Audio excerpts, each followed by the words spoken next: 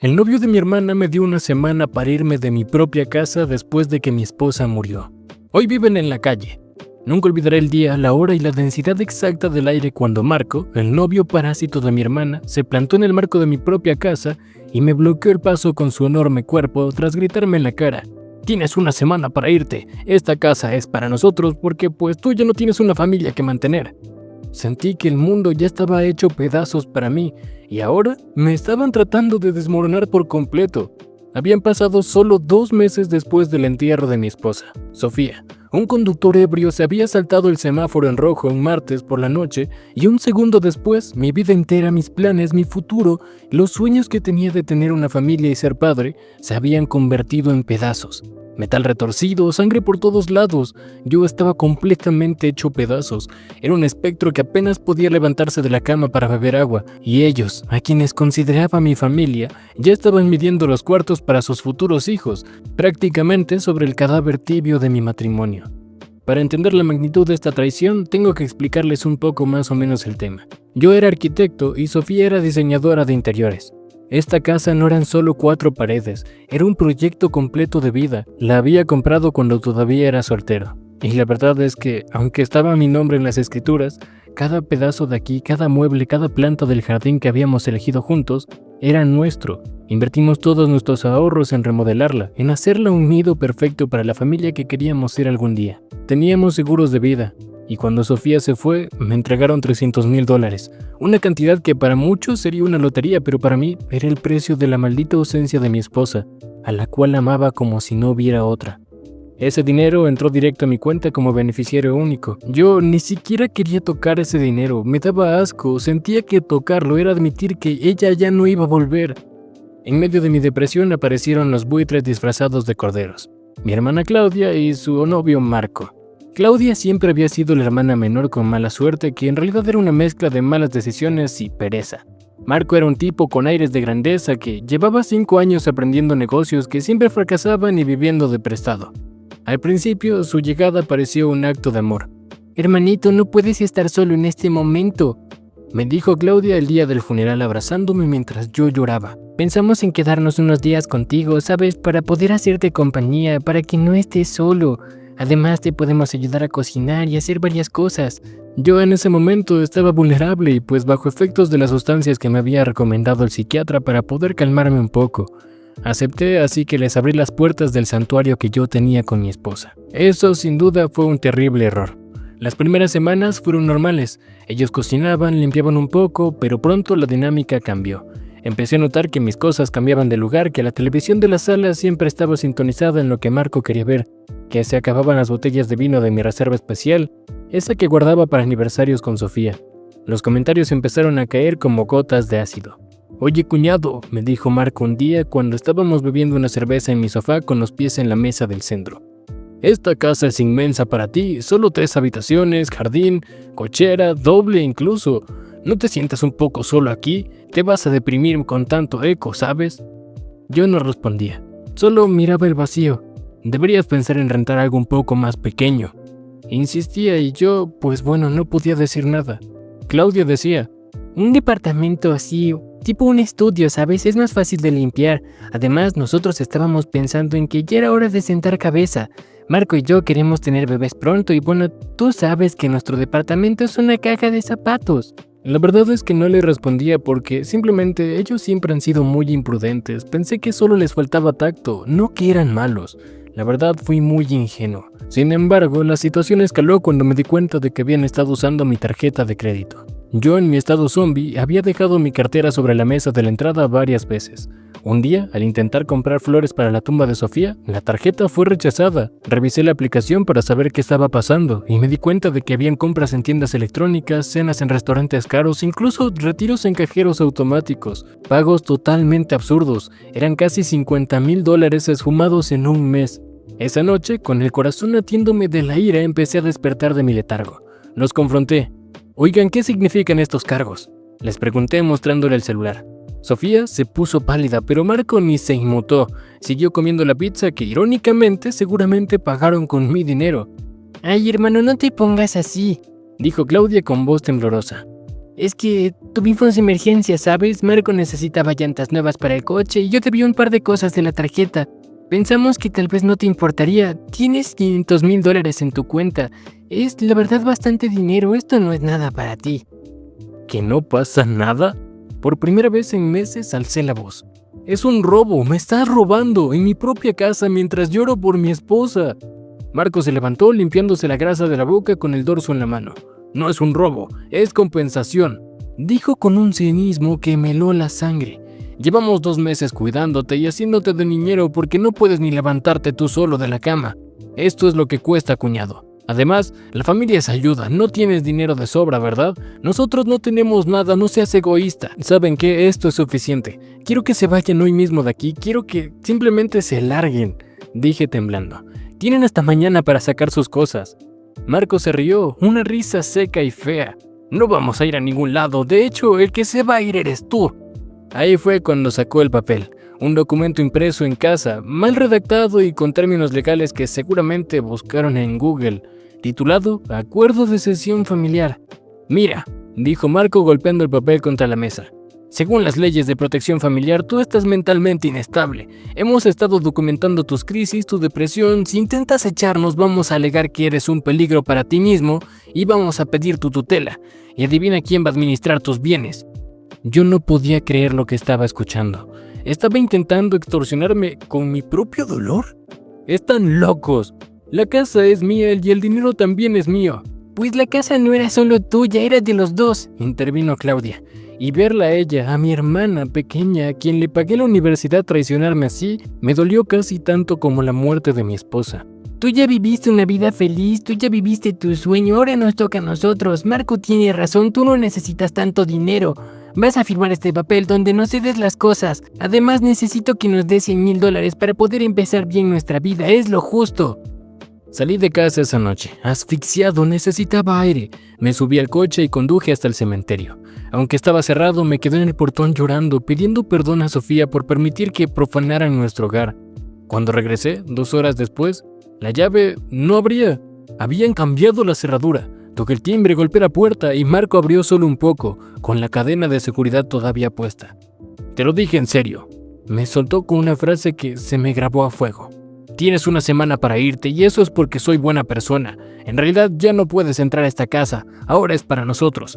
Ve a buscar un hotel o lo que quieras, pero aquí no puedes estar hasta que firmes el acuerdo y nos transfieras el dinero. ¡Es mi casa!, les grité golpeando la madera. Los vecinos empezaron a asomarse. ¡Estás completamente loco! Cuando se dio cuenta de que los vecinos salían, dijo, «Vete, estás borracho y nos das miedo». Entonces cerró la puerta en mi cara. Me quedé ahí, en la calle, con lo único que tenía puesto y sin cartera. Se había quedado adentro porque la había olvidado. Las llaves, nada, no tenía nada. Sentí que tocaba el fondo más oscuro del océano. La desesperación era tal que pensé en estrellar el coche contra un muro. ¿Para qué seguir? Me habían quitado todo lo que tenía, pero entonces recordé a Sofía. Recordé cuánto luchó ella en el hospital, las pocas horas que sobrevivió. Recordé que ella odiaba las injusticias y supe que si me dejaba vencer, si dejaba que estos 2 parásitos se quedaran con todo lo que habíamos construido, le estaría fallando. Caminé hasta la puerta de mi mejor amigo, el cual vivía solo unas cuadras. Llegué hecho un desastre. Beto me recibió, escuchó la historia y lejos de tenerme lástima se llenó de una furia protectora. «Mañana mismo vamos por mi abogado», dijo, «y te juro, hermano, que esos 2 van a desear no haber nacido». Esa noche no dormí, pero tampoco lloré. La tristeza se había transformado en algo más frío y útil. Determinación. A la mañana siguiente empezó la guerra. El licenciado escuchó mi relato y sonrió de medio lado cuando le conté lo del papel falso y el cambio de cerradura. Esto es despojo, un robo, abuso de confianza y daño moral. Y lo mejor es que son estúpidos, dejaron huellas dactilares por todo el lugar. Primero fuimos al banco, bloqueé todas las cuentas y tarjetas, reporté los movimientos como no reconocidos como robo. El banco inició la investigación y gracias a las cámaras de cajeros y centros comerciales tenían las caras de Claudia y Marco en alta definición gastando mi dinero. Luego fuimos al Ministerio Público y levanté la denuncia penal por despojo. Mientras la maquinaria legal avanzaba, yo vivía en el cuarto de huéspedes de Beto. Era humillante tener 35, ser viudo y tener que pedir ropa prestada, pero era necesario. Marco y Claudia, cuando vieron que no regresé a firmar, ni rogar, ni hacer drama, empezaron a bombardearme con mensajes. No seas orgulloso y firma, te dejamos sacar tu ropa. Papá y mamá estarán decepcionados de ti por no habernos dejado con protección. Si no nos das el dinero, vamos a vender los muebles de Sofía. Ese último mensaje, ese fue su sentencia de muerte. Amenazar con vender los recuerdos de mi esposa fue lo que me hizo que simplemente le dijera al abogado que los destruyera, que no quiero negociar con nadie, quiero que paguen cada centavo y cada lágrima que me hicieron tener. Para no tardar mucho, les diré que el proceso duró casi 6 meses. 6 meses donde ellos vivieron en mi casa trincherados. Los vecinos me contaban que hacían fiestas, que Marco metía gente extraña, que descuidaron el jardín que Sofía amaba. Cada reporte era una puñalada, pero la justicia, aunque lenta, llegó con un mazo de hierro. El día de la audiencia final, Marco llegó con un traje barato y una actitud prepotente. Claudia se veía nerviosa, ojerosa, intentando presentar el acuerdo de cesión familiar como prueba. El juez, un hombre mayor con cara de pocos amigos, tomó el papel, lo leyó y luego miró a Marco por encima de sus gafas. ¿Usted redactó esta cosa?, preguntó el juez. Sí, su señoría, dijo Marco inflando el pecho. Es voluntad de la familia. Esto no es un documento legal, dijo el juez con voz tronante. Es un intento de extorsión mal redactado. Además, aquí tengo los reportes bancarios que muestran que ustedes gastaron $50,000 de la cuenta del demandante sin autorización y videos de ustedes forzando la chapa de la propiedad. Marco intentó balbucear algo sobre derechos de posesión, pero el juez lo calló. Silencio, he visto buitres horribles, pero ustedes dos son lo peor. Aprovecharse del duelo de su hermano para robarle sus patrimonios es simplemente despreciable. El fallo fue contundente. Desalojo inmediato, 24 horas con uso de fuerza pública si es necesario, restitución total del dinero que me habían robado y de los bienes que dañaron, orden de restricción para ambos, y debido a la falsificación del documento y el robo, el caso pasó a ser bastante más serio, dejándolos prácticamente con antecedentes criminales que mancharían su historial de por vida. El día siguiente del desalojo fue cierre de un ciclo, pero también el inicio de otro. Llegué con la policía y el abogado. Marco intentó resistirse gritando que era un abuso, que yo era un miserable. La policía lo esposó por desacato y lo subieron a la patrulla por unas horas para que se calmara. Claudia lloraba en la banqueta rodeada de bolsas negras con unas cosas que pues eran suyas, pero no eran muchas tampoco. Hermanito, por favor, me suplicó cuando pasé a su lado para entrar a mi casa. No tenemos dónde ir. Marco no tiene trabajo y yo estoy embarazada. Me detuve y la miré. Embarazada. Iba a traer un niño a este desastre que ellos mismos crearon. Claudia, si estás embarazada, de verdad, deberías considerar un momento dejar de ser un parásito y empezar a ser una buena madre. Busca un trabajo y deja a ese inútil inmadura, porque esta casa ya no es tu red de seguridad. Tú la rompiste. Entré a mi casa, el olor era rancio. Había botellas de cervezas vacías en la sala, manchas en la alfombra, platos sucios acumulados de semanas. Pero lo peor fue entrar a la habitación que había compartido con Sofía. Habían movido la cama, habían quitado las fotos de nosotros, también habían convertido nuestro santuario en su guarida. Sentí un asco profundo, supe que no podía vivir ahí. Ya no. Ellos habían profanado la energía del lugar. La casa que construí con mi esposa ya no existía. Solo quedaba la estructura vacía y sucia. Esa misma semana contraté una empresa de limpieza industrial. Dejé la casa impecable y la puse en venta. No me importó el mercado y no me importó el precio, quería deshacerme de ella. Se vendió en 2 meses a una pareja joven que prometió cuidarla con mucho cariño. Con el dinero de la venta y el seguro de la vida intacto, tomé la decisión radical. Renuncié a mi trabajo, vendí mi coche y me mudé a otra ciudad, a 4 horas de distancia. Tranquila, más relajada y lejos de los recuerdos de los traidores que me hicieron daño. Allí empecé desde cero. Compré una casa antigua en el centro, mucho más grande y bonita que la anterior. Pero la verdad es que necesitaba un poco de restauración. Esa fue mi terapia. Lijar madera, pintar paredes, diseñar espacios. Cada golpe que daba con el martillo un clavo se sentía bastante acogedor. Cada pared pintada era una capa nueva de mi corazón. Invertí el resto del dinero en bienes raíces. Compré 2 locales comerciales y los renté. Eso me dio la libertad financiera que Marco tanto envidió por tanto tiempo. Pero yo lo usé para sanar, no para presumir. Empecé a viajar. Primero fui a Italia, luego a Japón, a lugares que Sofía y yo soñábamos visitar. Llevé su foto conmigo a cada lugar y lo dejé en un templo en Kioto. Después, finalmente, decidí simplemente soltar y seguir viviendo. Después de un tiempo conocí a Valeria. Era la dueña de una galería de arte cerca de mi nueva casa. Era inteligente, independiente y con una sonrisa que iluminaba la habitación. No buscaba dinero, ella tenía el suyo. No buscaba un salvador, estaba completa. Nos hicimos amigos, decidí contarle mi historia y después de 2 años de llegar a este lugar, le pedí matrimonio. Esta vez hicimos un acuerdo prenupcial, no por desconfianza, sino por respeto a lo que cada uno había construido. Ella simplemente aceptó. Hoy tenemos una hija, ya tiene 3 años y corre muy feliz por la casa. Tengo paz, amor y también la certeza de que Sofía, donde quiera que esté, sonríe al verme feliz. Para aquellos que se preguntan qué pasó con mi hermana y su novio, el karma simplemente fue implacable, devastador. Me enteré por Beto que seguía en mi ciudad natal. El destino de estas 2 personas, como predije, el dinero fácil se acabó rápido. Marco, al ver que no pudo quedarse con absolutamente nada y al tener antecedentes penales, le dificultaban conseguir trabajo. Él mostró su verdadera cara y abandonó a Claudia 3 meses después del desalojo, justo antes de que el bebé naciera. Le dijo que no podía cargar con una mujer que no aportaba nada y se fue a otro país huyendo de las deudas que había acumulado en nombre de ella. Claudia se quedó sola, sin casa, sin marido y con un bebé recién nacido y con deudas enormes que Marco dejó. Al principio mis padres trataron de ser neutrales, pero luego tuvieron que acogerla en su pequeña casa, pero la situación era insostenible. Claudia tuvo que madurar a la fuerza. Hasta donde sé, terminó trabajando turnos dobles en una empresa de ensamblaje, un trabajo físico y agotador para poder comprar pañales y pagar las deudas que tenían. Dentro de todos los gastos, tuvo que pagar los abogados e incluso el mío.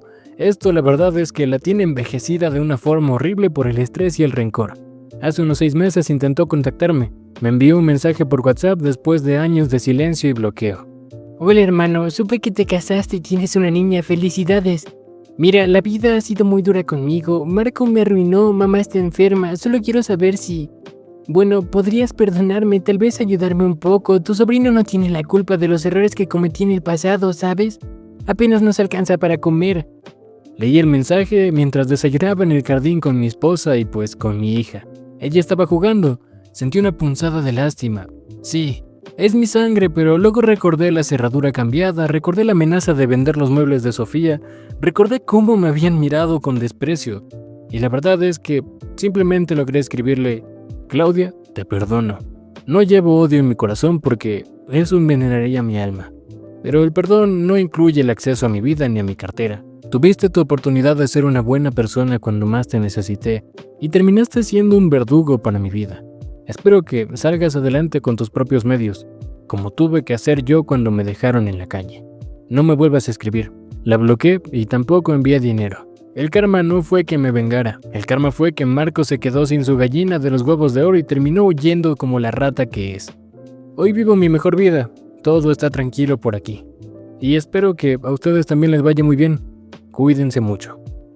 Pequeña aclaración, Lope dice que en su momento los padres de él prácticamente lo abandonaron cuando necesitaba el apoyo y le dijeron que si tenía problemas con su hermana pues tenía que arreglarlo él solo, así que por eso es que no ayuda a su propia madre. Eso. Los dejo con Spider-Champs. Spider-Champs, Spider-Champs. Hey tú, alto ahí guapo, ¿qué crees que estás haciendo? Dale like al video, comenta un comentario en la cajita de comentarios y suscríbete al canal si te gustó este video.